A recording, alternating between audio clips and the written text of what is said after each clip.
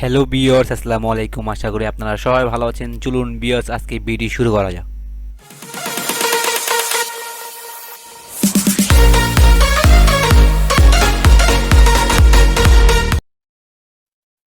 বিয়ার্স, আজকে দেখাবো কিভাবে খুব সহজে আপনারা আপনাদের পিসিটাকে সুপারপাস করে নেবেন। তিনটি ধাপ দেখাবো আজকে। অনেক সময় কিন্তু আপনাদের নতুন পিসি হোক বা পুরাতন পিসি হোক, আপনাদের পিসিটি রানিং থাকতে থাকতে কিন্তু আপনারা পিসিটি স্লো হয়ে যায়। এর প্রধান কারণ হলো আপনাদের পিসিতে বিভিন্ন ধরনের ভাইরাস আপনাদের পিসিতে অ্যাটাক করে।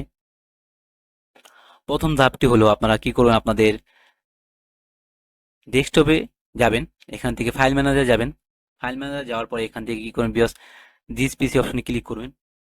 ক্লিক করার পর এখানে আপনারা লোকাল ড্রাইভ এখানে ক্লিক করবেন। ক্লিক করার পর বিকজ এখান থেকে ইউজার অপশনে পাবেন, এটা ক্লিক করবেন।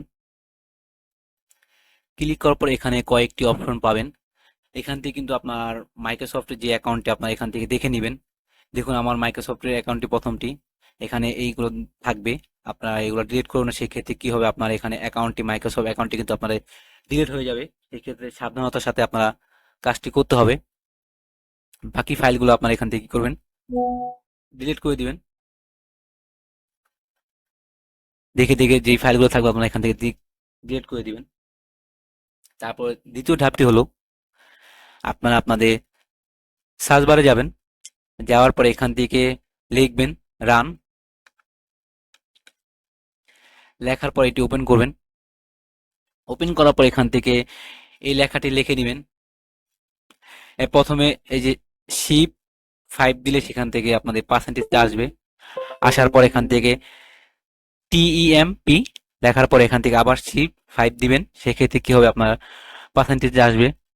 তারপর এখান থেকে ওকে দিবেন।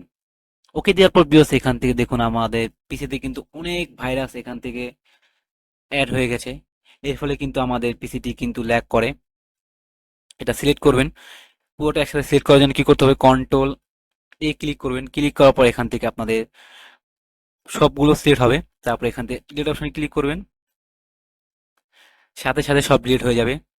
এর ফলে কি হবে, আপনারা মাঝে মাঝে এই কাজটি করবেন, সেই ক্ষেত্রে কি হবে, আপনার পিসিটি ফাস্ট হয়ে যাবে। সেম 3 নাম্বার অপশনটি আপনারা আবার সেই রান অপশনে ক্লিক করবেন। রানে যাবেন। যাওয়ার পর এখান থেকে শুধু লিখবেন টিইএমপি টেম। লেখার পর এখান থেকে কি করবেন, আপনারা ওকে অপশনে ক্লিক করবেন। ক্লিক করার পর বিয়স এখান দেখুন আবার নতুন করে এখানে কিন্তু আরেকটি ফাইল, ভাইরাস ফাইল এখানে অ্যাড হয়েছে। এগুলো ডিলিট করার জন্য কি করবেন, কন্ট্রোল এ ক্লিক করবেন। ক্লিক করার পর এখান থেকে আপনারা ডিলিট অপশনে ক্লিক করবেন। সেই ক্ষেত্রে কি হবে বিকজ আপনাদের ভাইরাস ফাইলগুলো আপনারা ডিলিট হয়ে যাবে।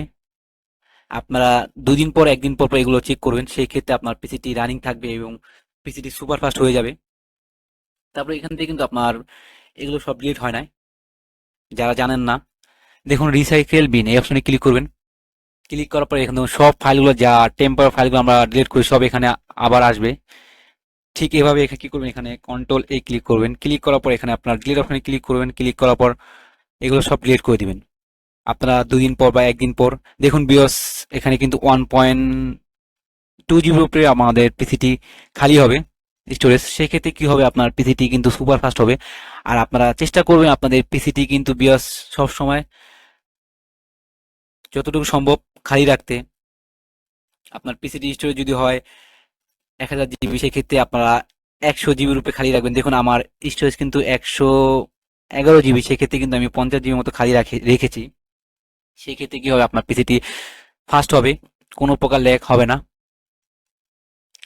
আর বিয়স ভিডিও যদি একটু উপকার আসে আমার চ্যানেল সাবস্ক্রাইব করে পাশে থাকা বেল আইকনটি প্রেস করে আমার সাথে সবসময় অ্যাক্টিভ থাকবেন। ধন্যবাদ।